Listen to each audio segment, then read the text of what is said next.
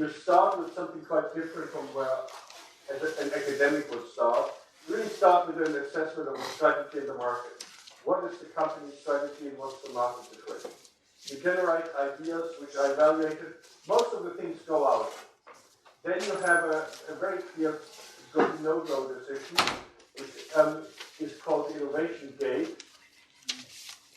Then, after this, you decide on a concept for specific products and a project plan in terms of a timeline, budget, etc. These are the activities at this stage. So, go from the definition of the company's philosophy, strategy, go with idea generation. And then these are always the easy parts in many ways, but they're also the difficult ones in the sense that most companies tend to come up with the same ideas and the same plans. So that doesn't make it easy to have a very unique position. Yet then you go into the market research, etc. And this then leads to what here is called the money gate. That's really the decision, do we want to invest a larger sum of money, yes or no? And then the product development, clinical trial if needed, if there is a clinical trial, if not an intervention study, and then the market production and launch. So of all the ideas here, you may have several hundred, maybe one makes it to the very end. A key part of this is access to materials. And this is why here is sort of another alternative model for this. You think about the slide I showed you a moment ago. There was very little attention paid on how to get the material and the whole development. So this is a different one where from the beginning you try to check whether you can actually get good quality material right from the beginning of the project. And you have all these assessments, which is sort of similar, and then also ultimately a product launch. What I want to highlight with this one is many of these idea generation steps, as I showed here, they simply lack an assessment of something which is unique to the whole botanical field. And this is exactly the question of how easy or difficult is it to get high quality extracts and materials. So, therefore, quite a few are now pushing for lesser known spices and related ones. They have become a very popular topic in the industry. And they are in many ways much easier also because there are many different options for supply. I showed that slide before, but it's also highlighting this uniqueness in the whole area of botanical materials, where we need to think about what IP we can generate and what we need in the early phase of supply. All this is at this stage still linked to, if you want, the formal arrangements for sourcing plant material. The reality is very often this, and this is where it gets very problematic. You do a selection of priority species, do some sort of sample selection and a preliminary assessment, do some fast-track development without looking at no clear decision points here. You think, oh, it looks all fine, and then suddenly you have a finished product. So very often the evidence base of such products is very poor. And again, what has to go into the development of such a product? If you think about it. Of course, safety. Of course, there need to be some therapeutic benefit. Of course, you need to have some evidence base behind these samples. But you also need to develop very specific technologies. How to extract it in an economic way, how to process it, how to source it, how to have a constant supply of this material. Is it a secure supply? So there are lots of related issues here. So I think this, what I call the fast-track development line, is a pipeline, is one of the big problems, which results in all sorts of gaps in R&D, and shortcuts cuts never pay off. And that's another in the herbal sector. I was thinking about it when I was preparing this lecture this morning, and there was the latest news that Boeing is going to suspend the production of its Boeing 737 MAX after the two disasters. In a way, it's the same issue. In the development of this product, they did take shortcuts. And who paid for the shortcuts? Obviously, more than 300 people with their lives. So I think it's not something where we have to say it is only us who have to worry about it. It is a problem which you find throughout all industrial development. Now, safety, we talked about this, I think, from day one. And in the first exercise, one group was very innovative and really put forward a few interesting ideas in saying, well, we can try to detoxify something. Now, if you want to put something on the food market, it would definitely not work. If you want to have something for a high-level claim, AIDS, diabetes, in the treatment as such, not in the prevention, not in the management, cancer, obviously it's a very different assessment from what I said before. We have questions of access and benefit sharing. Obviously, another important part.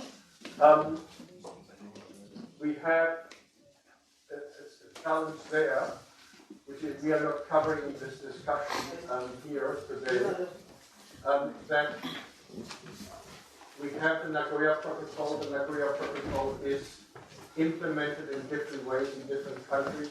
India is a signatory, other countries are not a signatory. So all these suddenly impact on these development strategies. If we assume that most of the things which will be coming on the market in the next 5 or 10 years will be food supplements, it's a bit of a hypothesis, but I think there's a lot of evidence that it's unlikely that we get products on the market with a very high level claim. What the implications of this is that we have all these aspects of quality assurance, which I've listed here, as core parameters. You still need to understand your product. You still need to be able to demonstrate that you're able to produce it in a reasonable way as what the Americans call GRAS product, can be recognized as safe, which is a regulatory standard. And then there's something very important outside of our discussion here. Certainly in Europe, for food supplements, health claims now must be substantiated. So if you say this drug helps bone health, you must be able to demonstrate what this actually implies in health terms, in preventive terms, with some backup data, which in fact are more complex than some of the simpler medical claims. So keep that in mind that food supplements, in terms of a rational development, it's not necessarily an easy one. But the main focus, as I said today, is on the extract production side. Now, one of the first questions I want to ask you, and as you know, I sometimes like to throw the ball back at you. What solvent do you prefer to extract a plant which you are investigating, those of you who have done any of this research? Any proposal? You have a new plant, what would you try first? Sorry? Okay, so alcoholic type preparation with various types, yes. Other proposals? Successive extraction. Successive extraction. Sorry? Successive extraction. Successive extraction, yeah, very good. I think for science that's very useful. What else? Well, lots of us like solvents like dichloromethane, hexane, and the like, which is part of the successive extraction. Now, if you think about industrial development, each of these is actually, so you're adding a completely different question here, because we mentioned the sequential extraction. Sequential extraction is a classical example of a scientific approach, but not an industrial one. Why not? Because first, we will do the phytochemical screening for the presence of different class of various phytoconstituents like alkaloids. We will go for firstly we will test the alkaloids. What are the present consequent in that, and then we will go for the presence of glycosides and further to non-polar to polar, then tannins, and then we will plan the mode of extraction. What exactly, but that's basically a scientific question. It's a scientific question asking what are the secondary metabolites or secondary primary metabolites or whatever in this plant. So if you think what we are interested in exactly what you're describing, the alkaloids, the glycosides, maybe some flavonoids, maybe some lignans, whatever have you. So try to give an understanding of the species chemistry, a contribution to science. If you think about the commercial development of extracts, you will see that we will be coming to quite a different strategy. Most of the time the science has already been done, so people are working on plants where these compounds are known. That's very important. But we really start with a planning here of how can it be sourced. I've taken cultivation as an example, but obviously it can also be collection from the wild. Whatever you're using here, the basic idea is the sources. From there, you go to the quality control, the production, the extract quality control, and then something very interesting and boring at the same time, the documentation.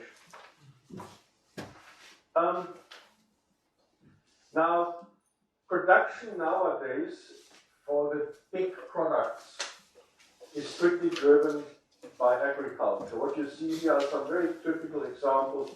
In this case, I think they're mostly Eastern Europe, Southern Eastern European production systems. Some of them are chamomile and the like. Most of these use modified harvesters, which are used for grain harvesting, etc., and they're modified for this purpose. And that's the point. Even at this stage, you need to think about how can I achieve an efficient production with simple methods at a large scale. So the ways we would be going about it are of course completely different. One of the big challenges is if you want to use this material in a serious way, you need to have GMP, good manufacturing practice material. Now, here are two very simple examples, bad practice, no GMP, good practice. What you see here, different types are lumped together. The whole storage is rather haphazardly chaotic. Some of the bags are slightly open. If you look closely, there's some dust here. And this is a very different one where you have a clear storage in labeled segments. Now that's what would be a normal industrial standard. So the production flow chart in this context here really goes from the principal cutting, the extraction, concentration, homogenization, sterilization, the drying, and some standardization if necessary and possible, grinding of the extract, and then blending with excipients, and then finally the finished product. All these are under GMP if you do it properly. So again, for any idea for developing something, you must have this in mind. Is it possible? Can this be done with the material I'm working on? And this is what we just discussed a moment ago. That's the way we would be working, just straightforward. But then it goes to a pilot plant and then to a full production plant. Upscaling is actually, from an industrial perspective, one of the biggest challenges. Because larger batches of plant material don't behave in the same way as small ones. If you want to extract half a ton of a powder plant material, it is completely different from doing just 5 grams or something. The mixing behavior, the solvents, so there's a lot of stuff going in there. Now, obviously, Indian tea and Arabic coffee are good examples for some very traditional and very important forms of extraction. Maceration, meaning extraction in hot water, and percolation, very often a more exhaustive extraction. Now these are the two classical ways in the commercial development. The industry wants water, so even ethanol, which we mentioned before, in some sectors is not approved. Ethanol results in a range of problems. It still is acceptable as an extractant, but it is not preferred. You can do it in we're only talking about supplements, food products, and the like here. What are the problems with ethanol? There are 3. If you look at it internationally, 1, it's an organic solvent, so you have extra costs in disposal or recycling. Secondly, it's more difficult to manage because of its flammability, especially if you have a higher rate above 70%. And lastly, quite an interesting one, ethanol is not allowed by certain countries because ethanol is not an accepted extractant, since it is ethanol, alcohol. So the industry can be very unhappy about the idea that any remaining ethanol remains in these products. The latter point is only relevant for liquid ones, because once it's dried, of course. So if you look at what impacts on this and what you need to understand in this upscaling process, this is a picture from Frauke Gerdke, about 20 years old, but it hasn't changed. It really links to all these questions we talked about. The plant raw material, the extraction solvent, the manufacturing process, and the production plant. So the plant side has all sorts of very specific requirements. The material load, how much, where. The dimension of the plant, the height of the filling, the ratio of solvent to plant raw material. And then we have here definition of a batch size. Anything regulated by an authority will require the definition of an appropriate batch. You will get in your definition of what you're allowed to do, the batch size ranges from 50 kilograms to 200 kilograms. It is a regulatory environment. The extraction pressure, so you see that you have to define a huge range of parameters. We talked about the solvent, we talked about the plant material, so I'll leave this. But what's really new in this slide are the parts here at the bottom.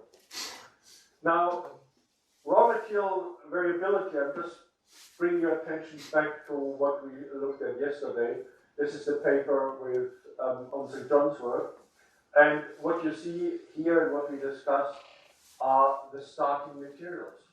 You will need to manage the starting materials. Leave aside that there are some materials in there which obviously are problematic because they are different ones, but once you have defined good starting material, you need to make sure that it is reasonably consistent. This is a very simple and interesting slide. Simple in the sense that it shows something which we are very often forget nowadays. When I was training, one of the main things we always looked at is the particle size. today we don't teach this to our students, which I find rather frustrating. And this is a wonderful example to show why this is relevant. It's extraction time in the same solvent system of potential raw material with below 1 millimeter particle size and 8 to 10 millimeter particle size. This is actually from Devil's Claw, so also something we had mentioned before. And what you see is very simply that in order to reach the same amount of, in this case, haploxide, you need about 11 hours extraction, and you still just reach it. While in the slower particle side, you reach it within 2 or 3 hours, and you may actually want to stop it somewhere here. So particle size, again, needs to be defined. And this is a very interesting other one. This is something you know, different solvents. So what we talked about, how do different solvents actually impact on the composition of the extract. Now again, the important point here is, in the lab I can say, well, this one didn't work, let's try something else. Here you must have a method in place which provides the same, in this case, HPQLC profile again and again. You cannot have variability in these products. But there are these criteria for solvent selection. We highlighted some of them earlier. I want to add several other ones. The economic side, ethanol is more expensive than water. It's more expensive also in terms of the costs of disposal. We talked about the environmental aspects, safety aspects, including the risks of, for example, chlorinated solvents. We want highly selective dissolution capacity for potential ingredients, secondary metabolites. That's something which is actually quite difficult to achieve on an industrial scale. One of the biggest disadvantages of water is it's not very selective. It's a rather non-specific and extremely hydrophilic solvent. And then obviously we have the eutectic solvents and the green solvents as ongoing opportunities. Well, you'll all know this, but just as a reminder that we're really going from the extremely lipophilic to maybe the most hydrophilic if you add some acetic acid. Stability of the metabolites which you are achieving in this is another important element to consider.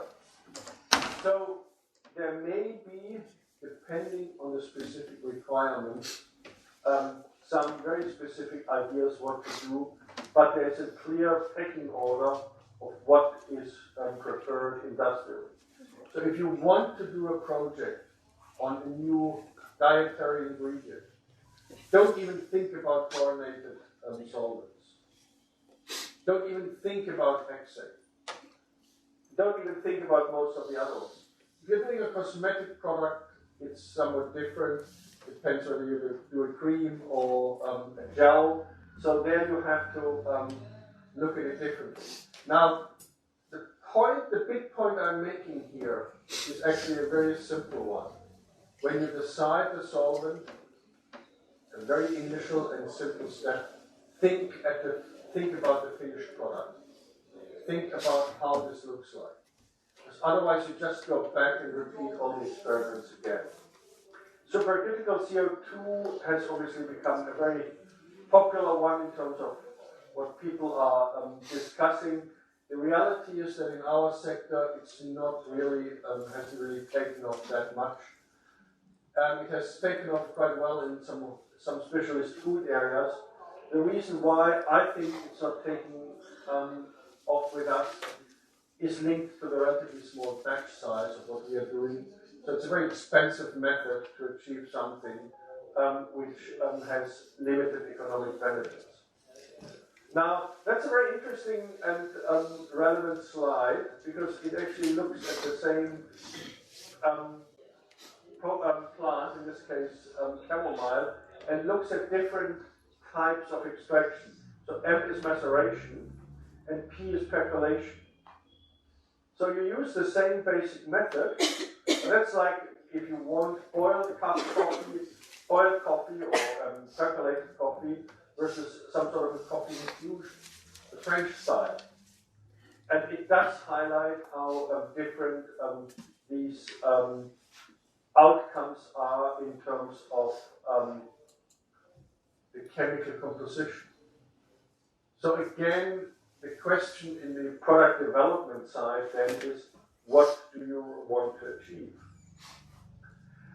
These are some examples of classical large-scale extraction facilities, mostly percolation and maceration, but we obviously have a whole series of other methods, but I'm not going to go into too much detail here.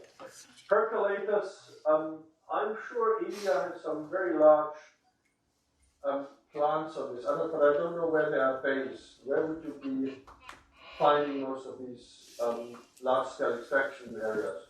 They are using percolators. Yeah, but where would the big production centers be for plant extracts? In Gujarat. Gujarat, okay. Yes, Gujarat. Okay. South India. Mm-hmm. Yeah. Carbon extraction is a very interesting one to think about. Why is it interesting? Well, there are two ways. One is it is very efficient in terms of solvent use. Waste is relatively limited, and you don't have any other leftovers of the production process. The interesting thing is, as academics, we don't do it. It's not something where normally we would be doing counter-current extraction as a method which is used to produce experimental extract. So it's something where industry and academia have very different approaches. That's another interesting one in terms of different technologies and how they impact. I don't know about you, but the only drying method we use is basically freeze drying in the rotor lab. That's basically the standard procedure. Good old rotor lab does the trick very well for us. In many ways, it's not very efficient, but it is sufficient at an academic scale. A rotor lab is obviously completely dysfunctional in the industry. So again, any upscaling requires a complete change in the way you do the standard process. And the various ways you do it: jet stream evaporator, thin film evaporator, centrifugal evaporator, and heat exchange plate evaporator. Many of them, again, using temperature. So you need to control for stability. You need to understand how stable are the metabolites you're extracting in terms of using any of these methods. Yeah, that's a good old rotor lab. I'm sure you all know it and how the little thing works. We used to run it for many years, powered by water. So the water wastage we did was enormous. This is no longer permissible, so now we have a pump added to it, and the drying is now done under reduced pressure using a pump, not water. So it is a very straightforward technology, but in no way suitable for the industry.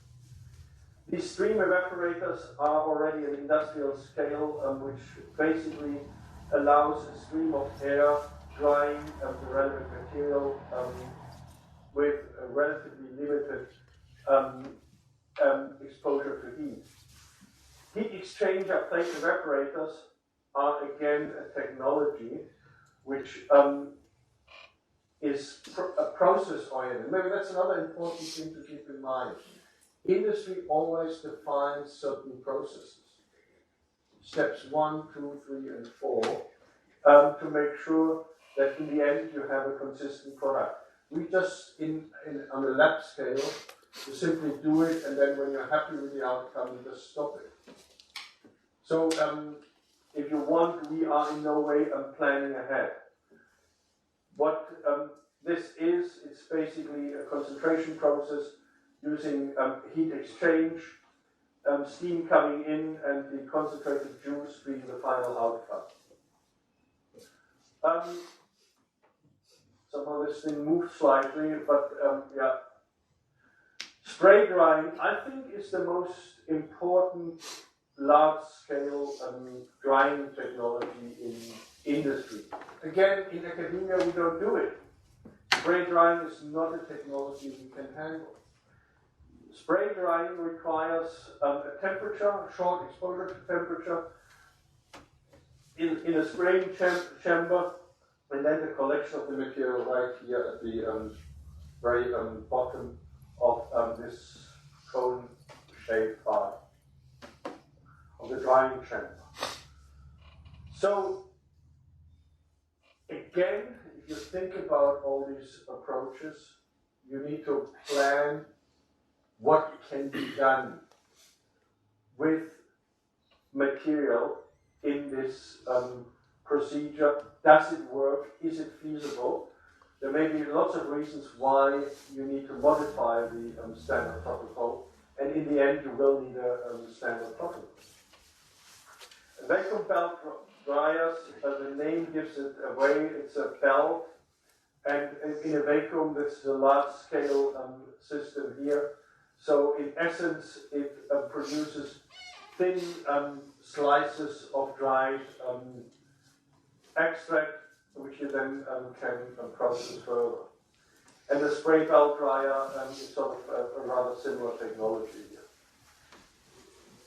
So vacuum shovel dryer is another one. Basically what you have is a shovel inside a cylinder. You add the material, if you constantly move it, you expose it to vacuum, and the material, the water is extracted. Now obviously none of these works for essential oils. I haven't talked about essential oils. Now you know about distillation and how essential oils are prepared, but it's in essence a variation of all these technologies. As essential oil is a one-step process where you take the plant material, and as a second step you have the more or less finished product. Here we are talking about a multi-step process where the extraction is separated from the second step, some sort of a drying of the extract to a liquid or semi-liquid or dried form. So all these are technologies which we would not handle in academia. Sir, excuse me. So what temperature they are using to dry these extracts? It depends. The ones I have seen all are adjustable. It's normally in a range of 35 to 40, so not very high temperatures. You try to avoid high temperatures, or very high ones, because of the risk of oxidation. Yeah. Even under vacuum, you maintain oxygen in the chamber, and that's what you are wary of.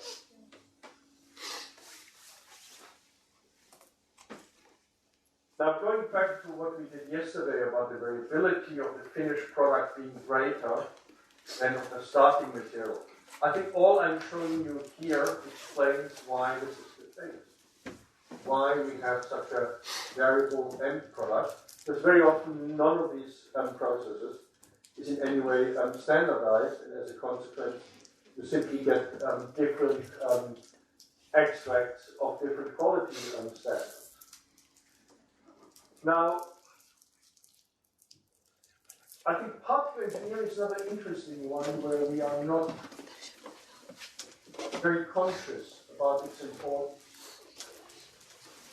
Academics have become very excited about nanoparticles. That's sort of the one extreme. But the baseline handling of particle size in particle engineering is something where very often very little attention is paid to how to achieve it. Especially again in the industry. The industry very often is not conscious of what these differences are in terms of how certain procedures impact on the particle size and thus, for example, on the bioavailability.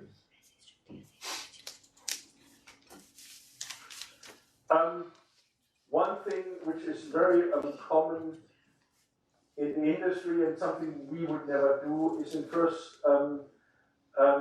first step of compactation and then a granulation.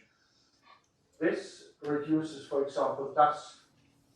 Again, a very important element of the whole process. It improves the flowability for those of us active in pharmaceutics. A core topic, how flowable is the material. And it can then be used, this material can be used quite easily in the formulation of certain extracts. We can monitor this in academia again via electron microscopy, etc. But the practicalities of these things really are that we are looking at it more from a perspective of in industry. How does the material look like? Does it comply with predefined standard operating procedure and the resulting standards? So this was a quick run through some of the upscaling technologies. And again, I think what for me is very important here is that you understand, define your project on the basis of what you think the big picture at the end is. And if you are thinking about a project where you want to develop a cosmetic, think about the requirements later on. If it's a basic science project, understanding things, we can use everything we want. But in industrial development, the scenario is completely different. A lot of effort has gone into research which doesn't go anywhere, because afterwards it cannot be picked up by industry. And that's what we need to be careful, because in the end all these are projects in collaboration with industry. And on a sort of personal note, it's always very interesting to have discussions with industry collaborators and to see what they want and what they think is relevant. And then coming from an academic perspective, sometimes we meet up in a very good way, and sometimes it just seems to be impossible because their expectations are simply so different from what we can do, and it becomes very problematic. So for all these applied projects, think about it. The other thing is, extraction is a crucial element of what we are doing with phytopharmaceuticals and phytocosmetics, whatever have you, nutraceuticals. And I do think that's the one area where the general understanding outside of this community here is very limited. So I think it's a core area where we need to define why this type of expertise is needed and how can we define something. The big challenge is you will never be able to say this is a method which works for all plant extracts I want to do. It's a tailored technology, and this tailoring, I think, is something where we can do an awful lot. With this, I think I just stop and we open up the discussions part of the session. Thank you for listening. So, questions, comments? Sir, I have. Yeah.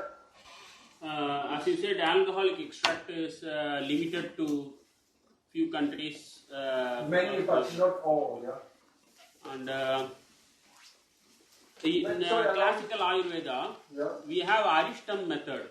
That is, grape wine extract is used to get metabolites from herbal plants. One such is Draksharistam or Ashokaristam and Arjunaristam. Terminalia Arjuna is used.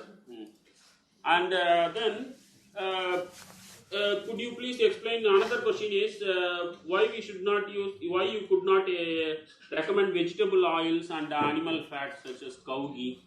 Yeah. Because Lipinski rule, recently I learned that he says that any phytochemical which has molecular weight above 400 grams per mole and which has more hydrophobic nature such phytochemicals can be derived, solvent could be fatty acid or vegetable oil like that. Well, I'm not saying you can't. But it is applicable industrially Yeah. with your standards, European standards.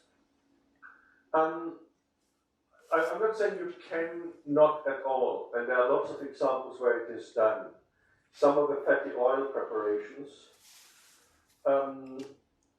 are certainly very useful. So if you make a fatty oil and formulate it in a capsule, that's perfectly all right, but that's not something I've covered here because that's a very different process.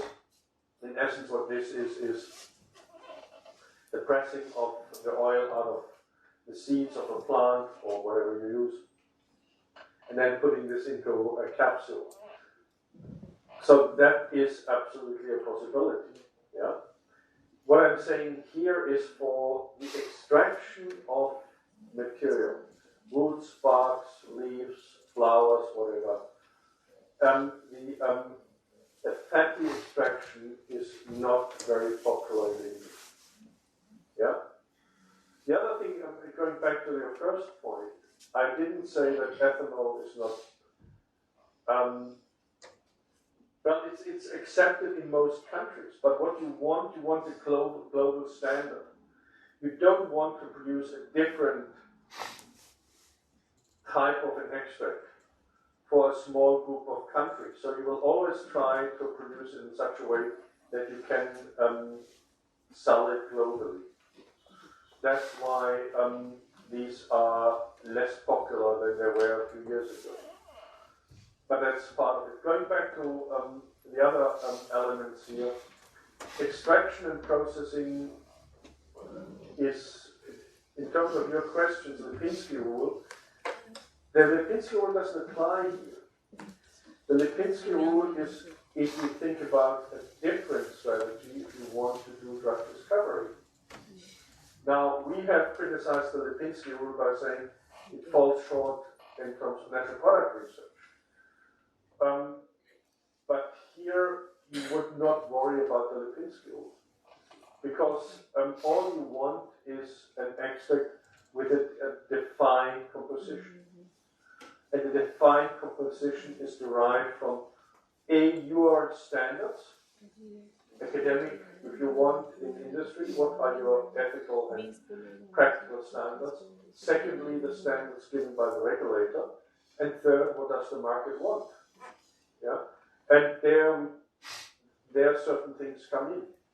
There are some other interesting questions which you can raise here. And this is what is the consumer expectation with these products. This always also drives it in a certain direction.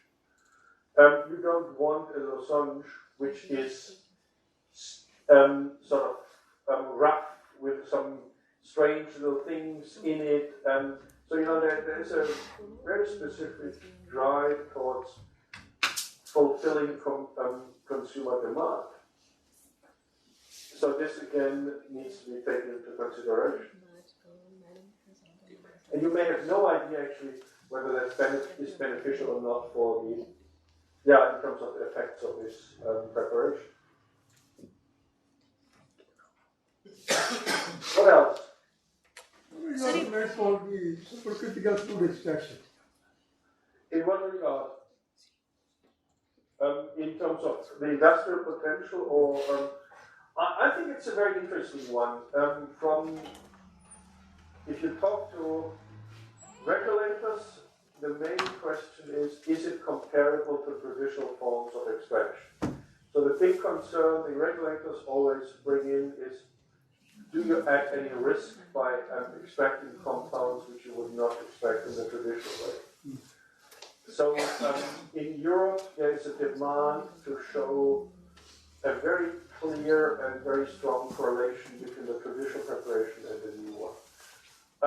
As I said earlier, it's a very expensive one. So in the industry, it's not that popular. It's easier in the second stage of the processing, the drying, because there's no drying issue. But overall, I've seen it picked up in a very limited way for these, what I would call specialized sectors. So currently I see it playing a larger role in bulk materials, coffee, tea, turmeric, ginseng. I think there it may have a place. With more specialized products on a low volume, it doesn't seem to be taking off. But then I have not followed it up in great detail in terms of maybe there are innovations which have come up in the last year or so, and things are slowly changing. But it has been around for many years, and I don't see it increasing in its importance. I think cost matters only in the installation, but not in the processing or cost matters only in the beginning. Correct. But Once that's why you start, then there's correct. But that's why it's interesting for large quantities.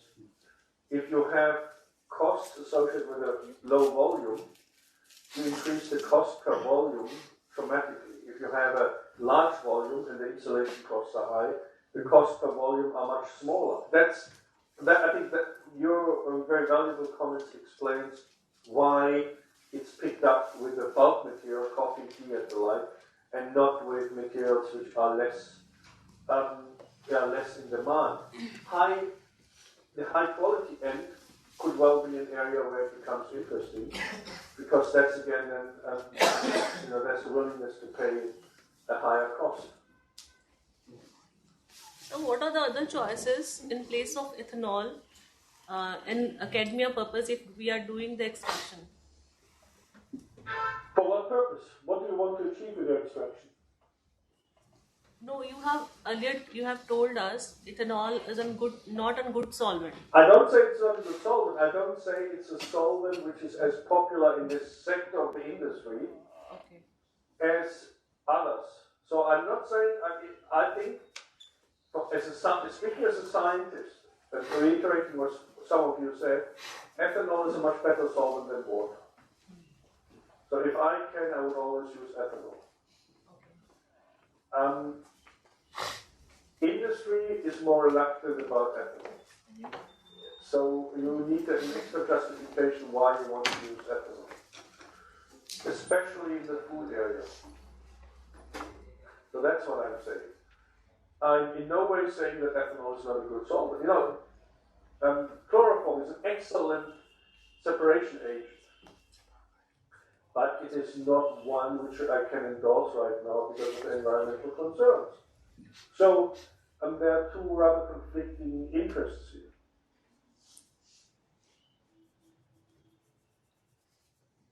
in the case of vegetable oil extraction, you see, there's the problem of removal of the solvent. Because And it is solvent imbibed. removal is a difficult part. Again, you have to use some organic solvent. But that you get to leave that traces there in the product. That's That's why vegetable oil. Because it will going to imbibe that cow ghee in your product. No, that is the cow ghee is being used somewhere as an excipient along with the solvent. Yeah, some Because Ayurvedic to preparations. make some changes in the chemical composition of the drug. Because that cow ghee is used for particular purpose, not for purity. Yeah. In case like we are preparing the oil, hair oil we are preparing, we put some kind of avla there and shikakai and we prepare generally at home. That is an oil. Allow me to add something which I forgot to mention in the introduction. One of the big challenges we face is very often the argument is in our protocol we want to mimic the traditional procedure as it is used by indigenous communities in the Himalayas or in whatever, Africa, Mexico, whatever have you. I think we have an interesting problem and challenge here. Very often we argue that, okay, we get a traditional preparation and then copy it. But the first step very often already kills this plant. Very often in traditional medicine, fresh material is used.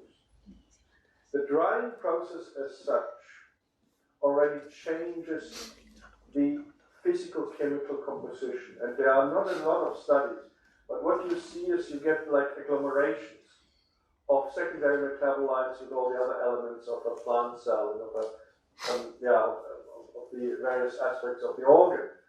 So, as a consequence, the idea of mimicking traditional preparation most of the time simply cannot be achieved. And that brings ethanol back in, because there you suddenly have an option to say, okay, we can extract something which otherwise would not be possible to extract, because the freshness is gone, the solubility or the compounds are no longer in solution, and with ethanol you can achieve this much better.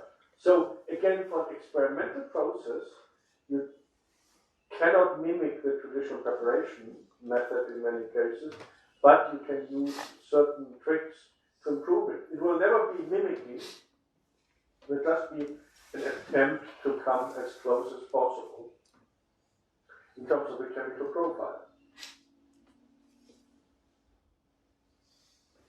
There are the n number of the papers in which they are claiming that the non-conventional methods like the microwave-based extraction or the sonication-based extraction, they are useful, and they reduce the extraction time, and they are also claiming that they increase the concentration of the constituents. So, what do you think that why they are not so much popular at the industrial scale? Well, one thing I have to say, I've seen too many papers where they claim this without any evidence. They say our extraction method is better, and etc. So I think if they claim this, I want to see the evidence. Look at the percolation versus maceration example I showed you. For me, that's a very good example of, yes, here you can clearly demonstrate what the difference is. I think phytochemistry is a very conservative field. I'm stunned how many sort of standard operating procedures, informal ones, we have in the lab, which I've been trying to change. And my students just don't think it's right. And it's also about not necessarily the specific extraction steps, but some of the handling. And it's not needed or whatever. And you had the TLC seminar yesterday afternoon. Convincing my students that the application for a simple PLC is better in a short line instead of a dot is an impossible exercise. I don't know why. They just think it's easier to have a few dots next to each other instead of having lines. If you look at the real solution, it is much better if you have a thin line. Why it doesn't happen, I can't tell you. Microwave extraction is a very useful method, short term and everything. If you have a validated protocol in place showing that it's equal or better to a standard method, I think then the challenge is how to convince colleagues and students to do it. In industry, you would simply then implement it as an SOP. Did you want to say something? No. I don't know if that answers the question. I don't think there's a scientific answer to this one, unfortunately. There are the n number of the papers, they are comparing the conventional method with the non-conventional method. And they are claiming with the HPTLC technique also, with the HPLC also, with the GCMS also, they are claiming that they are getting the higher concentration of the constituents and with the reduced time. But I've seen that they are not implemented, these techniques are not implemented at the industrial scale. I don't know whether these are the cost or anything else, that why they are not using they are not popular at the industrial scale. But remember, microwave extraction would not be a technology you can use at an industrial scale. That's very simple. I think it's a lab scale, it's an experimental scale one. So the question here is, should we use it in academia? Industrially, it would not be a useful approach. Yeah? So I think that's straightforward.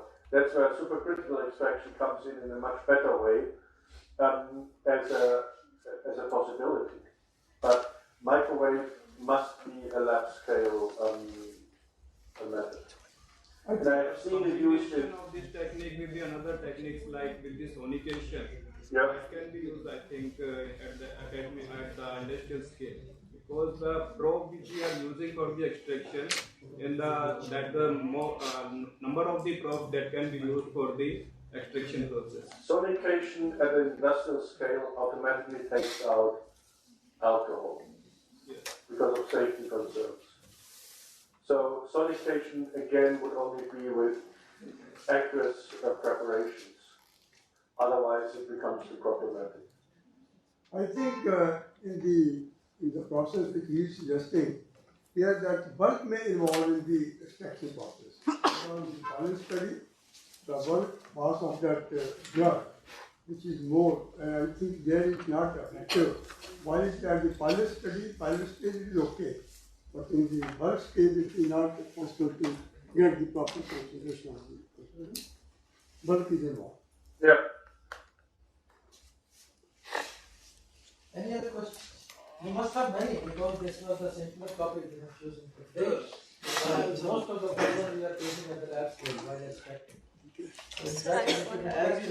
As you sir, you discussed that for the minor problems such as diarrhea.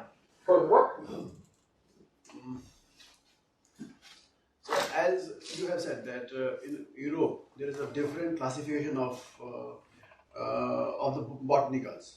They can be classified as food supplements.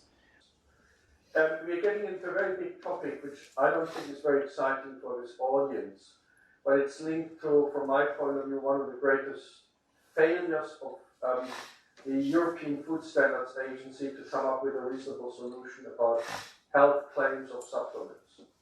Well, it was a huge 15-20-year effort, which in the end resulted in practically no health claim being upheld.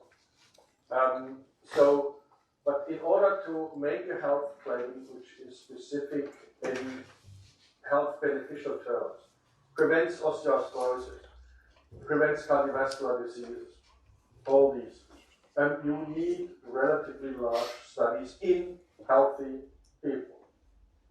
That becomes close to impossible. Now, in vitro and in vivo is not accepted as evidence. It may contribute to the plausibility, but it's not evidence. And maybe that's sort of getting away, but we have picked this up several times. I just want to remind all of us about something very important, what you just said, in the clinical field. You must be much clearer about distinguishing between effects and efficacy, and then effectiveness. Effects are everything which happens in any pharmacological experiment, in vitro, in vivo, or an effect which you measure in a human. You reduce the level of a certain inflammatory mediator. You increase the level of acetylcholine through inhibiting acetylcholinesterase. Effectiveness, or being effective, means it's clinical evidence. Population A versus population B does better because A got a medication which works, B got one which doesn't work. And effectiveness then is at the population level. You actually look at it from the perspective of what is happening in the entire population in the real life use of this medication. So it's a very problematic confusion which is entering the scientific discourse, I find globally, that we are confusing these three, and we need to be very clear that most of our work is neither on effectiveness nor on the efficacy, but it's really on the pharmacological effects.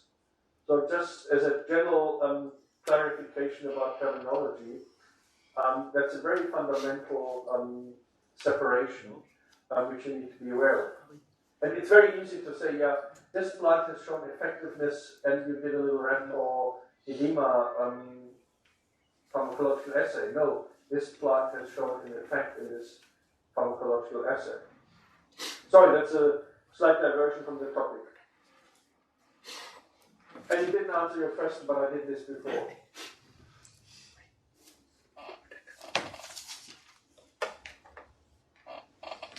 What else?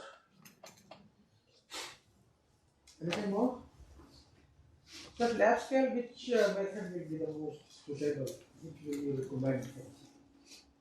You really need to define it on the basis of what you want to achieve. Actually, what the lab scale is main objective is to prepare the extract and screening for certain activities.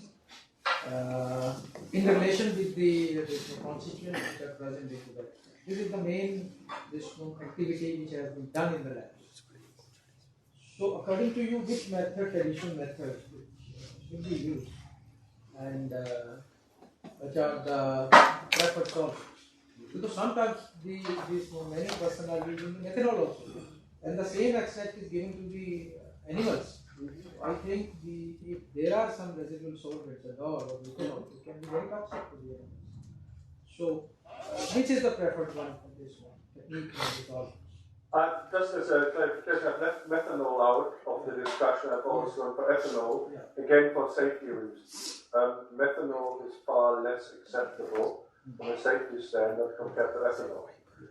So otherwise they are nearly equal in terms of extract, composition, etc. Yes. That's why methanol is less preferential compared to ethanol. In terms of, as I said, exploratory pharmacology, I do think something like a 70% ethanol extract. And I think, I pick up what one of you said over there earlier, is the most useful one because it gives us the broadest range. Yes. I do think that sequential extraction is something we like. Is trying a bit too much to economize on a plant sample. And I would rather say do different extracts from the same plant and then compare these effects. Yeah. The other point you raised, I think, is very important. I do have major concerns, and we'll pick a little bit of this up in the afternoon in one of the ethics issues. The popularity of animal studies, doing experiments on poorly defined extracts, or extracts which are very similar to other ones. I see no point if colleague A 2 years ago published a paper on a 96% ethanol extract from a plant A leaves. And then somebody 2 years later does a 70% ethanol extract just to be different, uses the same method, the same approach. Yes. I think this is simply unethical because I see very little evidence for a major difference between the 70 and the 96% ethanol extract. And I would say we have lots of examples now accumulating where the experiments lack the proper design and innovation. That can be simply the difference in the ethanol concentration. It can be the lack of a pharmaceutical analytical scrutiny of the extract, what we discussed here. It can be the lack of any planning in terms of what you can do with this. That's why I highlighted, if you want to do this project, think about what the ideal final outcome is. This is not a basic research project, this is an applied project. So you must be very clear what is the final outcome. If your final outcome is a new food supplement in the treatment of, or in the management of an upset stomach, then think about what models are suitable in this context, animal models, and which ones are not, and what preparation is useful. If you make 100% ethanol extract of this and then try to use it, it may be very unlikely that this ever hits the market. So this thinking at the final step, what you want to achieve there, and linking this to your initial experiments is something very important. Would you comment on the purification of extracts also? Because sometimes when we are dealing with the leaves, chlorophyll is a main issue. So it will be dissolved and most of the chlorophyll will be accumulated into that. Although sometimes we are defatting and all these things. So purification of extracts, would you like to comment something on that? I'm quite happy to comment on it. Obviously we've done it a lot. The classical fractionation into different levels of lithophilicity and then identification of the compound. I think we are at a stage now where the chemical profiling of extracts is in fact pretty much the best method. So one of the things I'm currently trying to get done in our lab is actually not to look at, okay, do we have to isolate every single compound? But look at different extracts in their chemical profile and their different in vitro effects. And that can give you a very good hint at what the actives may be.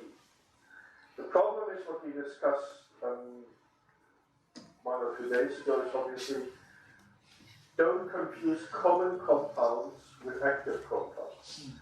The point is only because something is present doesn't mean it is active. So that's where you really need to understand what are likely candidates for activity and what's not. And if you have the choice between lignans, cardinaloids, flavonoids, and polysaccharides, I would say look at the lignans and the cardinaloids to start with, not the polysaccharides and not the flavonoids, if you are looking for a specific activity. But then again, I think divides it into this food medicine sector. If you have food development, I would actually say, well, if you find cardinaloids in your extract, from my point of view, this kills the project. This is not a future food supplement. Because the risk-benefit will automatically be negative. So it brings back these decisions which you have to take about what is the best way forward for a medicine versus a food supplement. Many times it is seen that students will do the end result of the thesis or PG or PhD, doctorate thesis. The end result will be, by doing the phytochemical profiling and all these things, it will be said that the extract may contain flavonoids, as you are saying, and this may be responsible for the activity. So can you have this word to the scholars, how far the flavonoids or flavonoid range are responsible for the activity, or they should straightforwardly they should be discarded, or they should look forward something else? If you look at botanical drugs with a high content of flavonoids in a very broad picture, and their therapeutic benefits, there are reasonably good studies for some problems on the peripheral circulation. Okay. So increasing peripheral circulation, routine and derivatives. I think that's something where there's a reasonable amount of data. Flavonoids may be beneficial in supporting, if you want, there may be certain delivery agents. So ginkgo is a classical example. Ginkgolides seem to be better absorbed if flavonoids are present. So they are absorption enhancer. These are the types of uses. Any major therapeutic benefit of flavonoids, I would automatically exclude them as false positives. I don't think that there are some specific exceptions. Highly methylated flavonoids, genuines, they may have some rather interesting effects, but they're very different from the classical, flavonoid glycosides. So you still need to look at it in a one-by-one basis. But in general, I think there's a very nice book by Kennedy, Connelly. And he looked at, in essence, the main classes, terpenoids, alkaloids, and flavonoids, and their sort of biological importance. And it's very interesting if you look at this discussion, because alkaloids are the defense and at the same time sort of modulating agent in nature. They can kill you, but they can also be very attractive in terms of making something interesting happen. Yeah, terpenoids are deterrents. They have a strong bitter taste. They are avoided. Flavonoids very often are in fact signaling molecules in terms of, okay, they create a certain color. the leaf and the flowers, they modify the general oxidative level, but they are not in any way specific in therapeutic terms. So my conclusion about flavonoids in very generic terms is I don't think they are, with quite a few but very specific exceptions, responsible for a high level pharmacological activity. Which doesn't mean that they're not a reasonable element of the diet and have a functionality, but as a therapeutic agent, I think most of the case we should forget it. Maybe not be a very popular answer here, I don't know. Who dislikes this statement? Who thinks it shouldn't be like this? Well, nobody dislikes it, so everybody likes it? Who likes the statement? Nobody, okay. So I think you just keep your mouth shut and not get yourself into trouble. Other questions?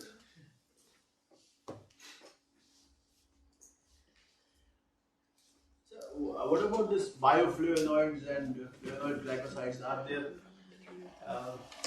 Well, what is an unbioflavonoid?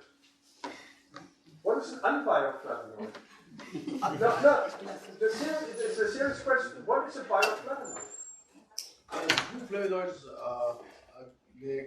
Biflavonoid. bi. Or bi, not bio.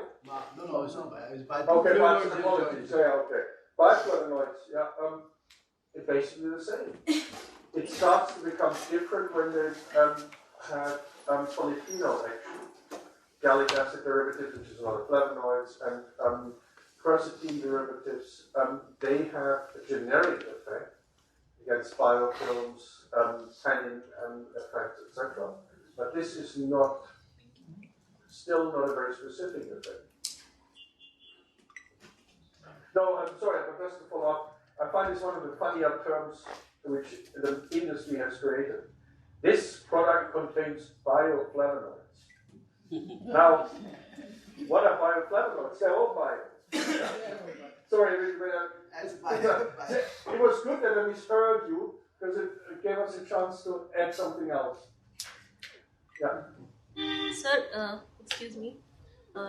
This is not related to this topic, but I think we all are doing research, and the pressure on the scholar is that if we are doing activity, then we should get some good results in a particular plant. Like generally, we study that plant and we take that plant only that is haven't proven ethnopharmacological reports. Then we go for further evaluation.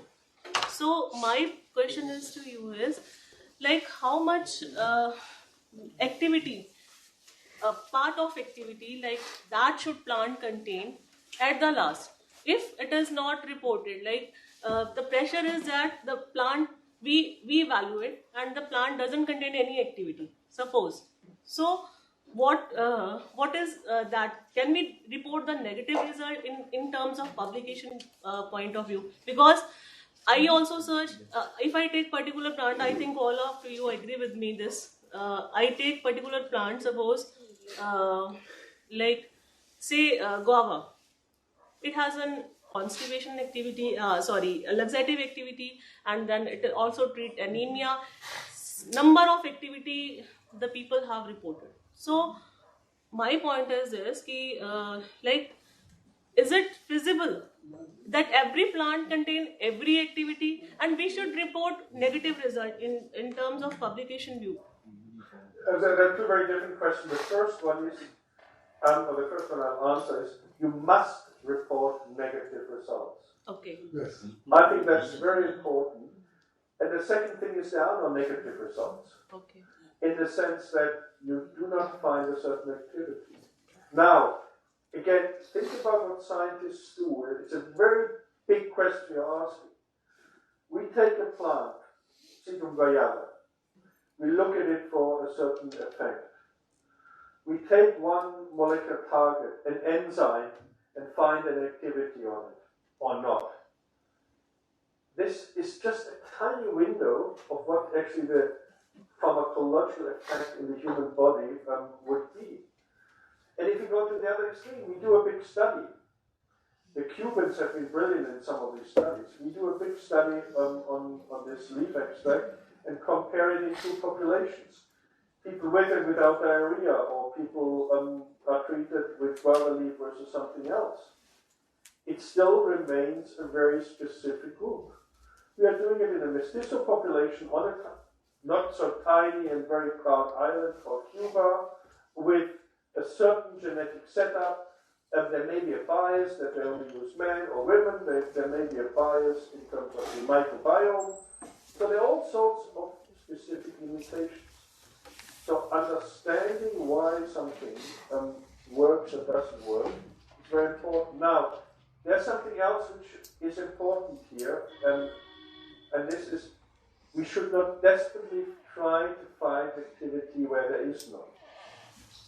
I think this is one of the big issues this makes the whole area where we study local and traditional medicines different to other ones. There are some other areas where you have a similar situation. But I made that point on the first day. Science is not about proving something. It's about testing whether or not a certain effect is. Yeah, I agree with you. But sir, there is a pressure. Like in terms of publication point of view, I just want to ask you if the extract is in between. Yeah. It is not. It is good as compared to control, but not comparable to standard. Yeah. So then what? Then you report it, and then it comes to a logical conclusion where you say, we have some activity, but in reality it does not stand up to the gold standard right now. And there's nothing wrong about it. It may still be useful, it may still be an appropriate therapeutic option in a certain under certain conditions. So there's absolutely nothing wrong about saying this is a useful therapeutic agent. But the point here is, it goes beyond this, and this is this desperation to prove that my traditional medicine works. As we all know, European phytotherapy is better than anything else. It's better than Ayurveda, it's better than God knows what. No, this is rubbish. You have in Ayurveda a rich tradition. We are looking at little windows. You imagine it as, I don't know, as an image of the Himalaya. And we take a little window, and that's what we see. We see this little corner. And if we happen to look at a little square corner of the blue sky above the Himalaya, we see nothing. Going back to the paper Peter Houghton wrote a few years ago, visualizing an elephant. There are only 5 wise Indian men there. Look at 5 parts of the elephant. In science, we have many thousand elements we can think about. And I think we just need to accept that maybe what we have is not an elephant, but only, I don't know what, a mouse or a cockroach. So that's what it is.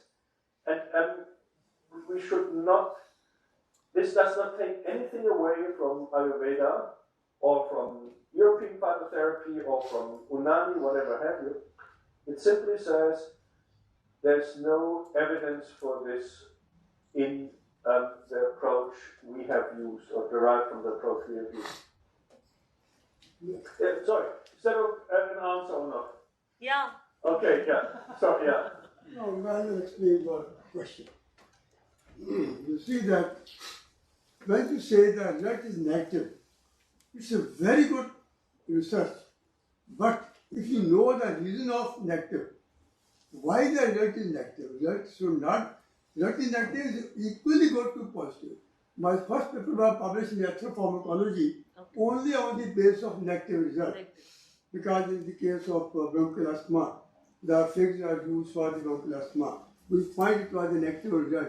But then we searched out why it is negative result. That was because of santonin.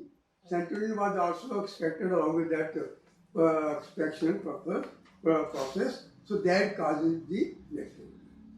So result is first to take the plant itself, study for its pharmacology property, okay, then as you are telling yourself that sequence extraction process is to be done, go up to the stage where it has leads to the upward stage of the extraction leads to the result. Okay. When you start finding that your result is leading towards the negative result, then from that angle you should start thinking what can be the reason. If you have proper reason, scientific reason, your paper is very good for publication. Simply say negative result, it's not a scientific way to give the reply. No plant is without any pharmacological activity. Yeah. Not any single plant.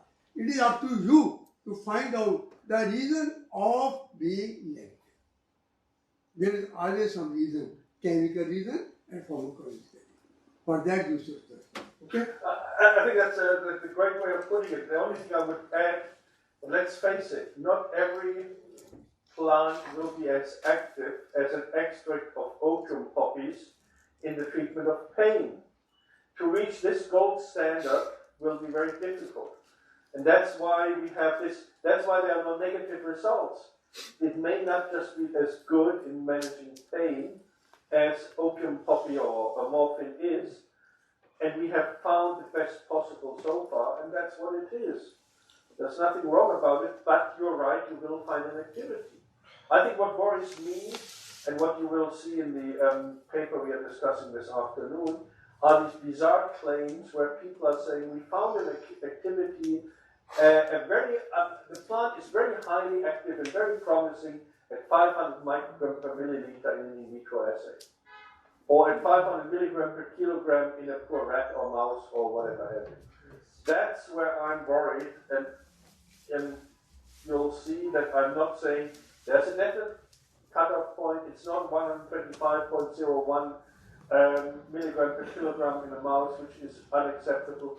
But you need to think what is meaningful and reasonable in this, and that's why, as I said, the point about negative results is, as an argument, wrong because it only provides two options: negative and positive. And what we have is somewhere in between, and I think that follows up on what you said. Yeah, we can broaden it. If there are any other questions about the last few days, just feel free to ask questions. Professor, we want to extend here this extraction and this presentation into the formulation block. Many of the extracts are converted into the formulation. Should we discuss it now or should we discuss it after the break? What do you think? After. Because many extracts are converted into the formulation, so many formulations are prepared, and how much it is feasible and what should be approved. There was a vote for a break. Yeah. So, who wants a break? Who wants to Oh, look, we got an answer. Great, okay. Who doesn't want a break? Oh, okay, see, I found the trick now. So, let's try it again. Who wants a break? Nobody now? Okay, continue. Nobody wants a break. Nobody wants a break? I think tea should be served here. I think the answer was very clear there. I was a clear vote in favor of breaking units. I'm sorry to say. No problem. We will continue it after the break. Okay, right, let's do that. Thank you so much, sir, for such an informative and interactive session. It's an immense pleasure for me to welcome someone who is a stalwart of pharmacy profession. He is someone who has a very big name, in particularly the field of pharmacognosy. I extend a hearty welcome to Professor A.N. Kalia. We welcome you, sir, and we are extremely grateful for your gracious presence. I request Professor Manish Sir, Course Coordinator Gyan, to please welcome Professor Kalia with a plant sapling. Please, sir.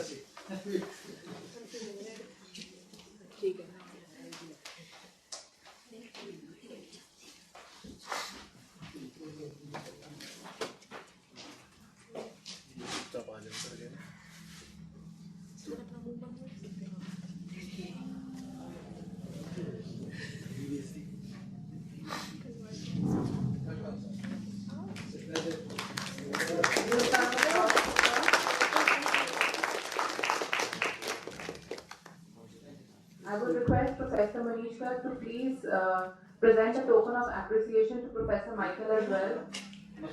Yeah.